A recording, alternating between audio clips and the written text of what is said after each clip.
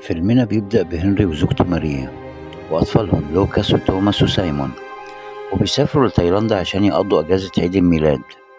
وحجزوا منتجع وبيقول لهم الموظف إن هنا الجو حلو وهادي جدا وإنهم هيستمتعوا، وفعلا قضوا يوم حلو سباحة ولعب وتعشوا بالليل. تاني يوم طلعوا للشط يسبحوا وكان الجو هادي جدا.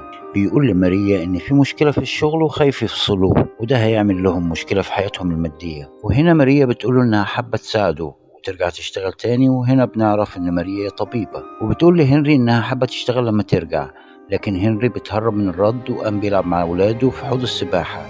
وأثناء ما ماريا بتقرأ في كتاب بتستغرب إنه في رياح وهروب للطيور، وفجأة بتيجي موجة ضخمة من التسونامي وبتهجم عليهم.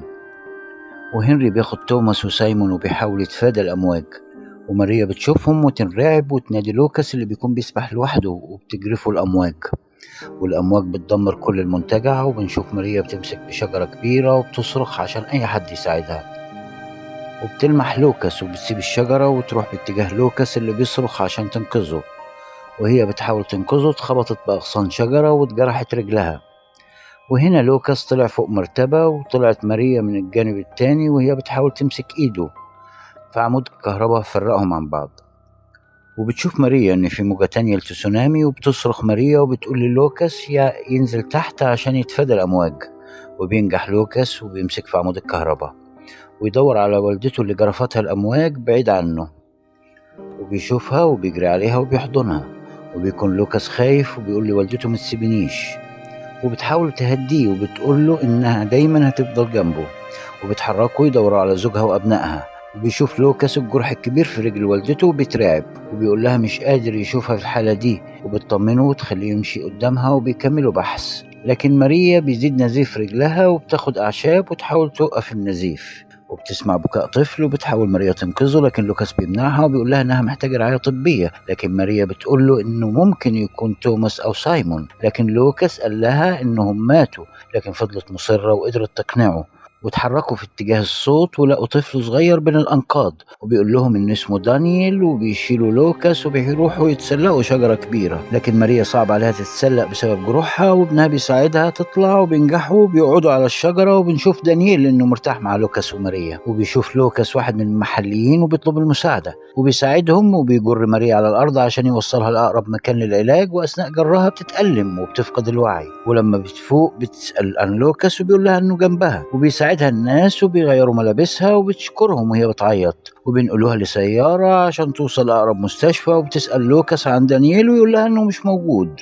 وفي طريقهم للمستشفى بيشوف لوكاس جثث نتيجة اللي حصل. وبتوصل ماريا ولوكاس للمستشفى اللي بتكون في فوضى بسبب كثرة المصابين. بيودع لوكاس الشخص اللي ساعده وبيشكره، وبتقول ماريا لوكاس انها حاسه ببروده وانها لازم تاخد مضادات حيويه بسرعه. وبيدور لوكاس عن الادويه وبيقول لها انها مكتوبه بلغه غير اللغه الانجليزيه. وبيدخل طبيب وبتقول له انها طبيبه وانها نزفت كتير وانها فقدت عيلتها ولوكاس ابنها الوحيد اللي فضل لها، وبيحاول يعالجها. وبيكون لوكاس مش قادر يشوف جروح والدته. وبتنتقل ماريا لقسم تاني من المستشفى وبتسأله عن لون رجلها إذا كان اتغير من اللون الأحمر للأسود، وبيقول لها إنه أحمر. وبتفهمه إنه لو كان أسود يعني إن في خطر. وبيحاول لوكاس يأكلها، وبتشوف ماريا مريضة جنبها وبتقول له يحاول يأكلها، لكن بتتدهور حالتها وبتقول له حاول تساعدها. وفجأة ماريا بتنزف من بقها من الأكل اللي أكلته، وبيترعب لوكاس من اللي شافه. ولما بتفوق ماريا بتطلب من لوكاس يساعد المصابين اللي في المستشفى، لكن لوكاس بيصر يفضل جنبها. لكن ماريا بتطلب منه إنه يساعد المصابين وبيوافق.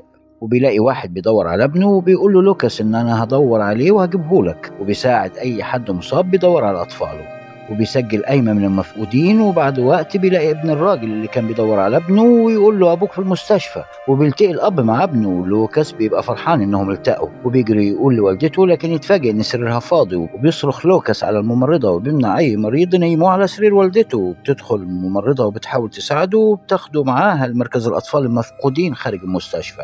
وفي حين الممرضة بتكلم المسؤولين بنشوف لوكاس بيدور في ملف المرضى وبيلاقي صورة والدته بين الوفيات وبيعيط. وبتحاول الممرضة تهديه وبتسجل بياناته وبيحس انه فقد اسرته. وفي نفس الوقت بنلاقي هنري لسه عايش وبيدور على عيلته وبيروح للمنتجع، ويتفاجئ ان سايمون وتوماس لسه عايشين. وهنري بيكلم توماس وبيقول له ان لازم يدور على والدته ولوكاس، لكن توماس بيقول انه خايف يفضل لوحده مع سايمون. لكن هنري بيشجعه وبيقول له لازم تبقى قوي وتحمي سايمون. وبيودعهم هنري في سيارة تنقلهم لمركز إيواء سواق الأطفال، وبيكلم واحدة نجت من الأمواج إنها تعتني بأطفاله، وبتوافق وبتقول له يجي معاهم. مفيش فايدة لأنه مفيش حد ناجي، لكن بيفضل مصر وعنده أمل يلاقي زوجته لوكاس. وبيكمل هنري يدور لكن بيسقط وبيتصاب بجروح، وبيخرج على الطريق وبيقابل سيارة وبيطلب من السواق يوصله لأقرب مركز إيواء، وهناك بيقابل عدد من الناجين. وفي واحد منهم بيقول لهنري إنه ممكن يستخدم موبايله وبيتصل بأهله وبيحكي اللي حصل، وإنه هيدور على لوكاس وماريا وهيلاقيهم. وفي نفس الوقت بنشوف لوكاس بتنادي ممرضة عشان يتعرف على حاجات ماريا، لكن لوكاس بيقول إنها مش بتخص والدته. فتأخذ الممرضة وبيكتشف لوكاس إن والدته لسه عايشة، وإنه حصل خطأ بسبب الفوضى اللي في المستشفى. ولوكاس بيعيط وبيقول لها إنك وعدتيني ما تسيبنيش لوحدي. وبنروح لهنري اللي بيدور بين الجثث عن لوكاس وماريا، وبيلمح الست اللي كان ساب توماس وسايمون معاها وبيسألها عنهم، وبتقول له إنها افترقت عنهم ما تعرفش مكان. في نفس الوقت بنلاقي توماس مع أخوه في عربية نقل أطفال لمركز الإيواء، وبنشوف لوكاس بيقابل دانييل وبيشوفه مع والده وبيفرح جدا، وبيعرف إن السبب هو والدته اللي أنقذته. وبيروح يحكي لوالدته عن دانييل وبتسأله عن لون رجلها، لكن بيطمنها ويقول لها مازال أحمر في حين إن لونها أسود. وبيروح للممرضة بيقول لها إن جروح والدته بتزداد سوء، والممرضة بتقول له هتدخل عملية فورا. وبيوصل هنري للمستشفى اللي فيها ماريا ولوكاس، لكن ما بيعرفش إنهم موجودين. وبتحس ماريا بوجود هنري جنبها، وبيشوف لوكاس هنري بالصدفة وبيجري عليه لكن ما بيلحقوش. وبتوقف السيارة اللي فيها توماس وسايمون بالصدفة قدام المستشفى اللي فيها لوكاس وماريا، وبينزل سايمون منها عشان محتاج حمام. وبيقول توماس بسرعة عشان العربية تتحرك وتسيبهم. وبيمر جنبهم لوكاس اللي بيدور على والده وما بيشوفهمش، وبييأس لوكاس وبيصرخ وبينادي أبوه. وفي نفس الوقت توماس وسايمون بيركبوا السيارة